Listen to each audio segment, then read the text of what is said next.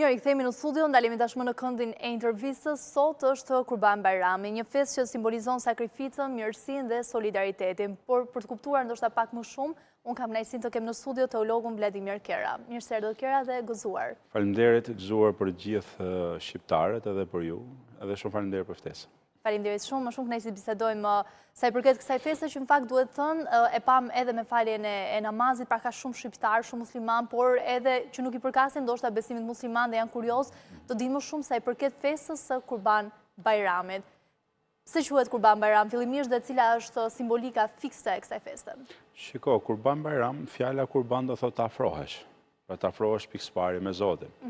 Nëpërmjet asaj gjëje që Zoti ka zgjedhur për ne, pra në këtë rast sakrificën në formë simbolike të një kafshë që na bën dobi, por në formën e drejtë për drejtë edhe të asaj që ne zotrojmë, pra të asaj gjëje që ne kemi që është materia. Dhe e dyta të afrohemi nëpërmjet kësaj edhe me njerëzit, sepse ne kemi të këshillueshme në pikpamjen fetare dhe të pëlqyer gjithashtu që ne ndajmë nga pjesa e kurbanit që bëjmë. Pra, në një pjesë e marrim për vete, një pjesë e kemi për farefisin, për njerëz që kemi të afërm, dhe një pjesë për nevojtarët. Pra, dy lloj forma afrime në kupton kurbanin.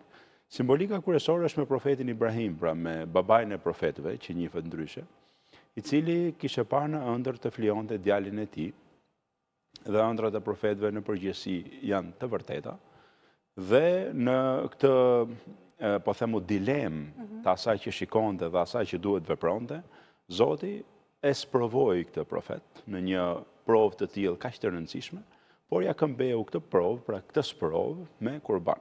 Dhe i tha nuk duhet të flijosh njeriu për njeriu, por le të flijojë njeriu materien që të jetojë njeriu, pra të vazhdojë jeta dhe të ecë në një formë kuptimi i përgjithshëm i kësaj ky është.